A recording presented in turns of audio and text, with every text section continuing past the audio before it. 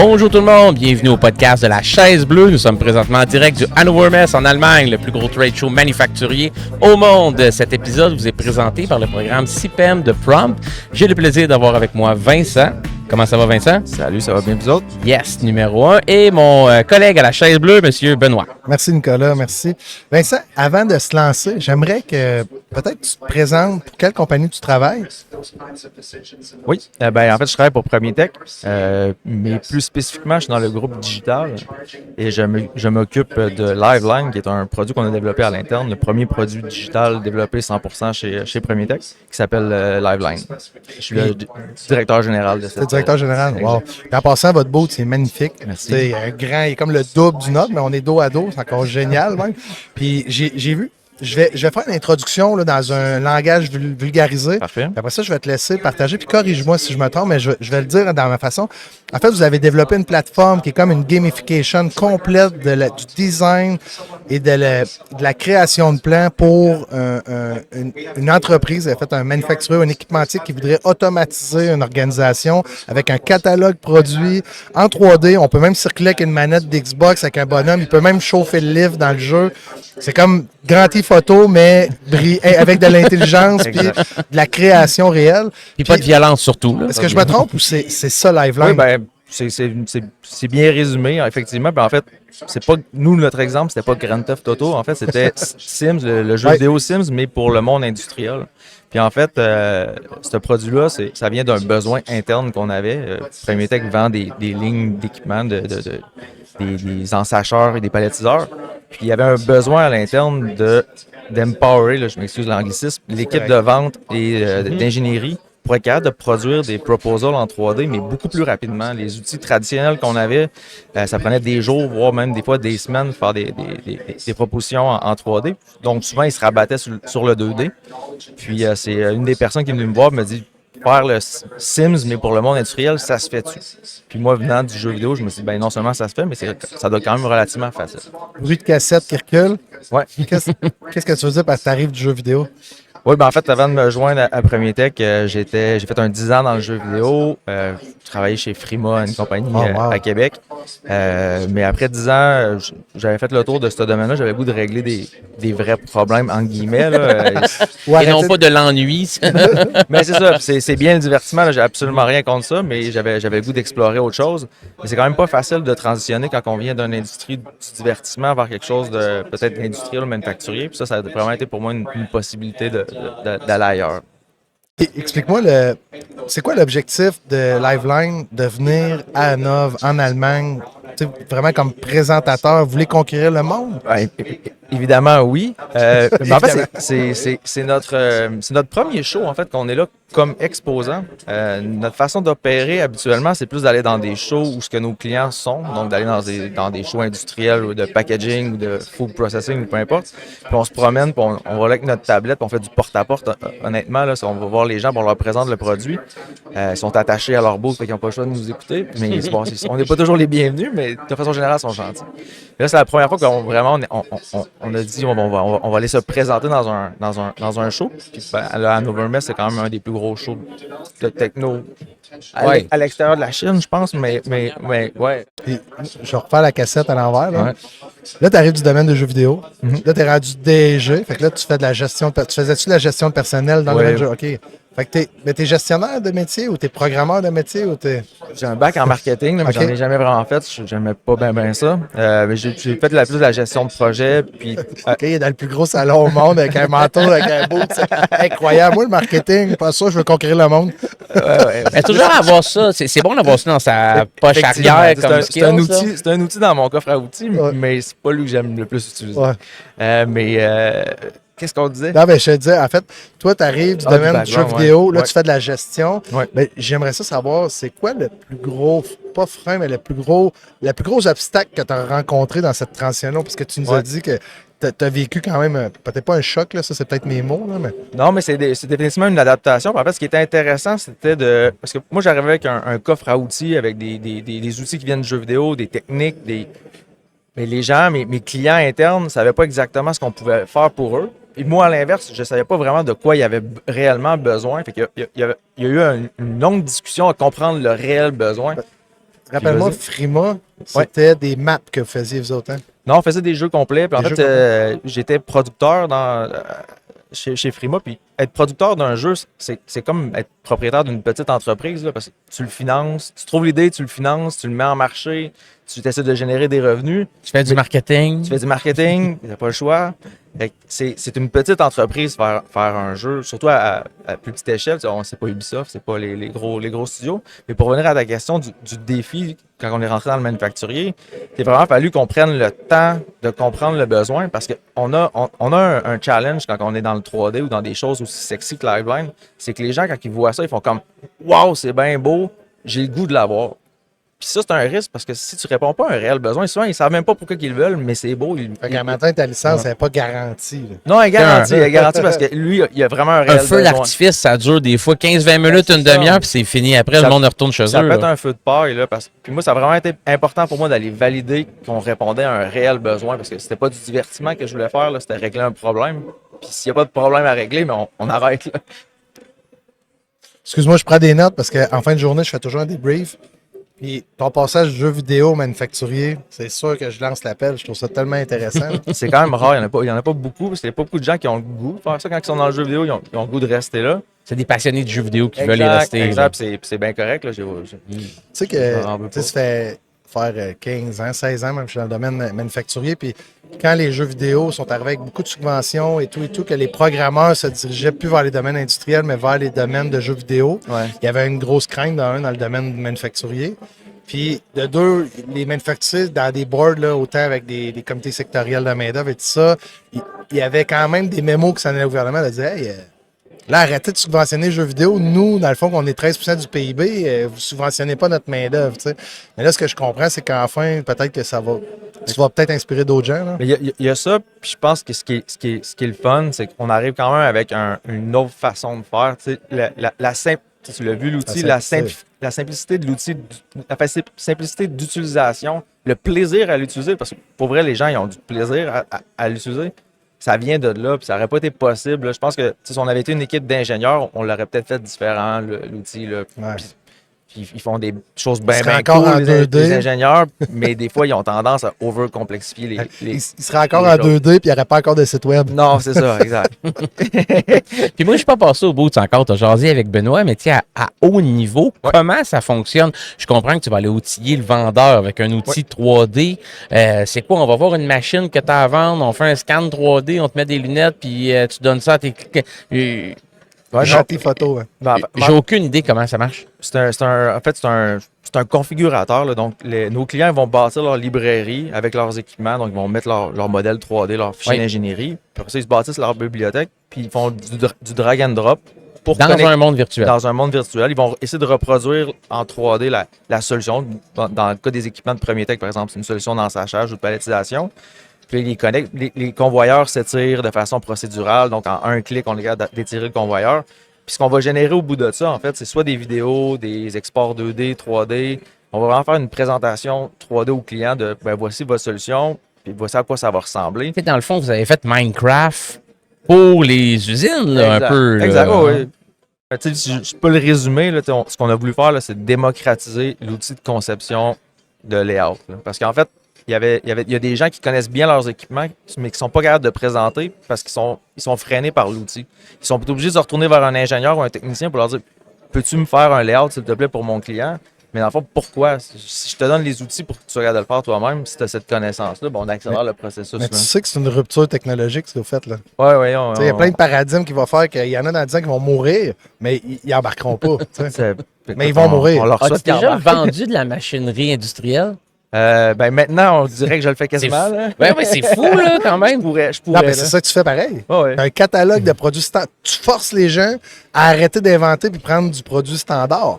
Pas nécessairement, ils peuvent mettre ce qu'ils veulent à C'est l'intérieur. C'est un sandbox. Mais ils vont mettre leurs produits standards. Leurs produits standards, Fait que tu vas exact. devenir le marketplace des ingénieurs. En fait, il n'y aura plus d'ingénieurs. L'ingénieur va designer la conformité, valider les plans. L'ingénieur va désigner les équipements, mais l'ingénieur applicatif, lui, fait la solution des équipements connectés entre eux. Ben, effectivement, là, il a peut-être moins besoin de s'impliquer. C'est sûr que enlever le rôle d'ingénieur, je suis pas sûr. Il manque de main-d'œuvre. Mais je pense que c'est plus de dire les ingénieurs vont faire de l'ingénierie, Puis les gens, les vendeurs vont faire La vente. de la vente. Là. Tu sais, Drop the mic. S'il tient.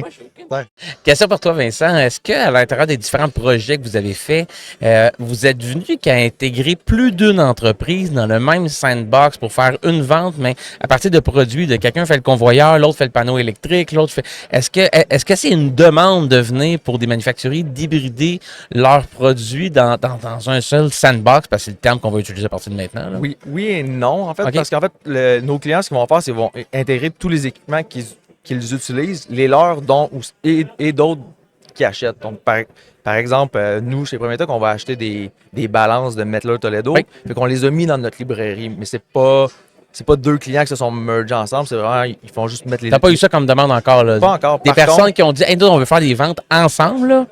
Fait qu'utiliser le sandbox, mais c'est comme si c'était des achats qu'on fait chez des fournisseurs, Exact. qu'on mais là, ce qu'on met, est en train de débuter cette année, c'est qu'on a lancé, ça c'est un nom de code, là, ça va être rebrandé éventuellement, c'est la Liveline Library, qui est en fait une librairie publique qu'on donne accès à tous nos utilisateurs. Puis à la base, c'était tous des objets génériques, des murs, des forklifts, des H-beams. Et là, tranquillement, il y a des équipementiers qui rentrent dans le partenariat puis qui disponibilisent leurs équipements. Fanuc, par exemple, Mettler Toledo, Kimarox, on en a plusieurs autres. Là, ça devient un petit peu un marketplace où je peux faire du lead generation pour eux parce que mes utilisateurs, ils peuvent utiliser leurs équipements. On fait des références sur leur site web. Après ça, tu l'utilises dans ton layout. Si tu n'as pas le goût de l'acheter après, tu n'es pas obligé, mais en même temps, il est là, le client l'a vu. Il est là. Exact. Donc, on voit à l'écran. Pense-y, là, c'est un marketplace, Parce en que, plus. Il va devenir le Amazon. on est au Hanover Mess, on parle de gros show Industrie 4.0, puis là, tout le monde arrive avec une solution très en silo. Puis pour vrai, c'est des technologies de rupture. Il y a le avant, le après, tu as un edge sur la compétition. Mais j'ai goût de te dire, il doit quand même y avoir d'autres joueurs dans le monde qui essayent. Pas encore. On est comme chanceux pour l'instant. Là. Il y a c'est sûr, il y a les outils traditionnels de simulation, de Mettons conception. Arena, mettons Simflex, ça. Visual Component, Emulate 3D, mais c'est des logiciels que je comprends. Prévu 3D au Québec aussi, il est quand même pas pire. Lui, il fait de la captation. Oui, c'est totalement différent. C'est de la captation. C'est une autre affaire. J'appelle ça des produits complémentaires. Tu sais. Mhm. Il y a des logiciels de simulation, on les utilise encore quand on a besoin, mais c'est d'utiliser le bon outil au bon moment. Absolument. Yep. Ça, c'est dédié aux ventes, là. 100%. Là. Vente et... ça peut aller jusqu'à l'ingénierie, mais là, c'est toujours un peu le niveau de standardisation / customisation que tu vas avoir dans ta solution. Parce que nous, mettons, on peut vendre une solution comme ça, puis après ça, on va en ingénierie, puis on va rajouter des options, on va faire des modifications. Fait que ça dépend. Si quelqu'un qui est très, très standard pourrait imprimer le bill of material puis partir en production, là, ça dépend toujours de l'utilisation, en fait. Mais les manufacturiers ont tendance à vouloir justement standardiser autant que possible les Tout le différents monde- sub-assemblées. Tu veux couper tes frais de production, tu Exact. veux couper ton ingénierie, tu veux couper le sur-mesure Exact. sur le plancher. Fait que c'est pas mal dans les tendances. là. Ça, on pousse beaucoup. Puis c'est un outil qui facilite cette transition-là du fait que si un vendeur utilise des équipements dans Liveline qui sont standards, il s'assure qu'un c'est bon, ça disponibles fonctionne, ils sont disponibles. Tu peux commencer même à en faire make to stock. Donc, tu peux garantir peut-être des livraisons plus tôt. Fait que tu encourages un peu l'équipe de vente à utiliser ce qu'il y a dans la librairie. Si tu utilises ça, ça va marcher, man. Je te pose la question alors, Vincent, la caisse technologique des jardins, peut-être en lien avec comment remplacer le vendeur. Ça va être quelle technologie est-ce que tu as déjà vu au salon ou ce que tu anticipes voir, parce que c'est la première journée quand même, on n'a pas tout vu, là, ce qui est impossible d'aller tout voir anyways en 4 ou 5 jours. Quelle technologie est-ce que tu as vu ou tu vas voir qui va te permettre de peut-être pas révolutionner, parce que tu es quand même pas mal dans la révolution dans Disruptor, mais de pousser ton modèle d'affaires à un autre niveau pour encore moins dépendre du vendeur, peut-être. Je pense que c'est ça, là, essayer de réduire la dépendance envers le vendeur puis de l'accélérer. Quelle nouvelle technologie est-ce que tu penses que tu peux intégrer qui va permettre ça? Ouais, c'est sûr que la réponse facile, c'est l'AI. Comment? C'est ça. Après ça, il faut que tu le traînes. Puis ça te prend un bon volume de layout pour pouvoir commencer à dire, voici des configurations typiques, donc je pourrais te proposer des choses selon ton plan d'usine pour essayer de maximiser ton espace. Ça va prendre un volume quand même, une masse critique de layout avant qu'on puisse faire. Il faut qu'on ait collecté du data en masse exact. avant de se rendre là. Oui, on veut enlever le vendeur, mais le vendeur, il est quand même pratique parce qu'on vend pas juste des équipements, on vend pas juste une solution. Maintenant, on vend aussi du service, on vend du support, on vend une expérience. Ah non, il va demeurer, là, mais... Les gens là, en manufacturier, je ne sais pas pour votre expérience, mais nous autres, on les vend pas nécessairement pas cher, nos équipements. Mais on vend d'autres choses avec, puis c'est ça qu'ils achètent, c'est le support. C'est quand ils appellent, il y a quelqu'un qui répond. Là. De sentir qu'il y a un humain derrière ces machines-là, ça les sécurise beaucoup, là, parce que la ligne, il ne faut pas qu'elle arrête de fonctionner. Puis si elle arrête, il ne faut pas que ça soit très longtemps. Là. Fait que les AI, oui, là, mais y a-tu quelqu'un dans la bâtisse aussi? Là. Mais oui, effectivement, c'est quelque chose qu'on regarde, mais les AI, là, je ne me posais pas trop de questions. On le regarde plus pour d'autres choses là, au niveau de la techno en arrière de la même, pour l'optimisation de nos modèles CAD. Mais pas pour nécessairement encore plus réduire la dépendance envers Non, pour vraiment plus réduire la barrière à l'entrée pour mettre des équipements dans la même. Rendre ça le plus... J'aime ton humanité quand même. Tu es un gars de tech, tu viens du jeu vidéo, puis tu gardes ça quand même groundé. Ça prend l'humain, ça prend quelqu'un qui répond au téléphone si la ligne arrête. Là, je tombe pas en amour avec les technos. Je trouve que c'est un piège de tomber en amour avec des technos. J'essaie toujours de comprendre à quoi ça sert, puis à quel problème ça s'adresse, puis ça le fait-tu mieux que la dernière solution qu'on avait. Parce que je trouve que des fois, c'est peut-être dû avec le venture capital, puis on investit dans des affaires, puis c'est comme barnouche, il me semble, mais ça sert à quoi ça? OK. On le sait plus. On va voir. Mais c'est ça. Fait que j'essaie de garder ça un peu plus humain des fois. Pragmatique, terre à terre, humain. Es-tu un joueur de golf? Non. Non? Es-tu un gars de vélo? Je suis un cycliste, Un cycliste? Un cycliste de route ou de montagne? Ouais. On part en vélo, moto puis Nick. Nick, on l'attend, à un moment donné, on arrête parce qu'il est en arrière et il s'en vient pas. Nick, c'est un gars de 4 roues. Là, Fait que là, finalement, il décide qu'il vient nous rejoindre dans 4 roues. Fait que là, on est sur la route, là, on est rendu dans le coin du lac Beauport à Québec. Ouais. Puis, on trouve une baguette à terre, une baguette magique. Fait que moi, je me dis, wow, une baguette magique. Moi, je suis un gars généreux, je la donne à Nicolas. Nicolas, moi, je suis tellement fin que je t'en redonne. Yes, merci. Yes. Qu'est-ce que tu fais avec pour ta division ou est-ce que tu es directeur général? Qu'est-ce que tu changes à l'intérieur de ton entreprise? Ouais, c'est une bonne question, ça. Je pense, pour vrai, en ce moment, là, je pense que je résoudrais mon problème le plus grand, c'est que j'aurais le goût que tout le monde qui a un potentiel client juste soit au courant qu'on existe. Fait qu'il pourrait même co-développer avec vous autres des solutions qui auraient en tête, en plus d'utiliser votre plateforme. Ouais, ben juste qu'ils se fassent comme maintenant je sais que Liveline existe. Puis j'ai le goût d'aller voir c'est quoi. Parce que le reste. C'est une option que je devrais mettre sur mon radar. Exact, parce que le reste, pour vrai, on est rendu pas pire pour te convaincre que tu en as besoin. Ouais. Je pense que l'outil parle assez bien par lui-même. Mais de rejoindre ces gens-là, c'est pas si facile que ça. Non, c'est ça. C'est des industries qu'on connaît peut-être un peu moins, mais il y en a plusieurs aussi. C'est beaucoup de domaines. On essaie de se concentrer sur certains marchés. Je te cachais pas, tu vas faire peur à du monde aussi. Il y a des équipementiers de manufacturiers au Québec qui ils vont se dire, voyons non, c'est des cochonneries, ça marche pas. C'est pas de même, parce que lui aussi, il vend son service, mais ils comprennent que s'il le fait pas, il va mourir ou il devrait juste commencer à être un partenaire.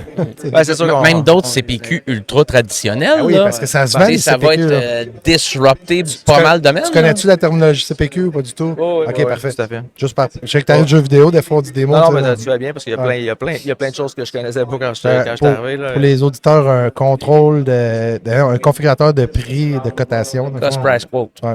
Qui est souvent accompagné d'un référent visuel 3D. Ou pas trop souvent. Pas tout le temps. Ça, c'est une photo. Des fois, c'est des photos. Un JPEG. On crop ensemble pour monter quelque chose ou qu'on demande au département d'ingénierie, hey, fais-moi ça à peu près, OK, tu vas l'avoir dans 2 semaines. Ben là, le client, c'est là qu'il jette, puis tu réduis ce délai-là. Avez-vous fait des stats à l'interne chez Premier Tech? À quel point est-ce que vous arriviez à réduire votre délai de cotation? Oui, ça, le niveau sauver du temps, ça, on est capable de le calculer vraiment facilement. Là. On parle.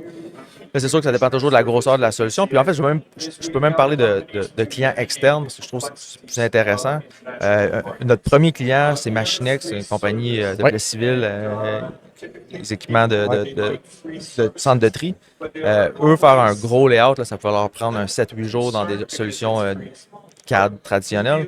Là, ils doivent être encore moins que ça, là, mais au début, je pense que ça leur prenait 4 heures. Fait que de 7-8 jours à 4 heures, c'est quand même un bon retour sur l'investissement. C'est énorme, là. C'est énorme. Mais merci d'être prêt au jeu. Merci J'espère à vous qu'au moins une fois par année, on va se revoir des événements et tu vas venir t'asseoir avec nous autres minimum. Ça là. va me faire plaisir. Ouais, et puis, j'aimerais ça savoir à la fin de l'événement, combien de leads tu penses que tu as apporté Ouais. pour ta plateforme. Puis j'espère que ça va bien aller pour vous autres. Moi, je suis même pas inquiet. Pour vrai, moi, je sais que vous avez encore des défis, puis c'est normal, là, mais je suis fier de voir qu'au Canada, puis en plus, la chaise bleue sur tapis rouge, je trouve ça carré. Déjà que Québec-Canada est ensemble. Là, en plus, on a Liveline qui arrive avec un produit comme ça. Je vais aller marcher le salon plus demain, là, une bonne partie. J'ai hâte de voir si on va voir quelque chose de semblable ou je vais venir t'avoir, Tu c'est me le sûr. diras parce que je serais vraiment très surpris. Ouais. Excellent. Écoute, un gros merci, Vincent. Merci à vous autres. Très apprécié.